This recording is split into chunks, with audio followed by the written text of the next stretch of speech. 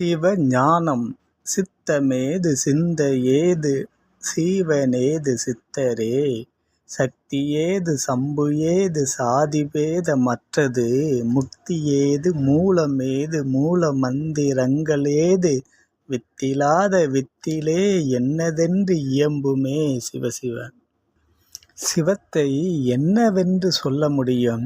அது சித்தமற்று சிந்தையற்று ஜீவனற்று சக்தியற்று சம்பு அற்று ஜாதி பேதம் அற்றது மூல மந்திரங்கள் அனைத்தும் அற்றது.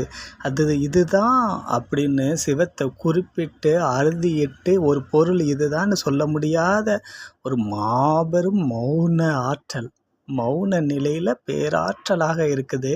அதை இதுதான் இப்படித்தான் இதை அப்படின்னு அறுதியிட்டு குறிப்பாக கூற முடியாது. என்னதென்று இயம்புவேன், அதை என்ன சொல்லி நான் கூப்பிடுவேன்கிறாரு.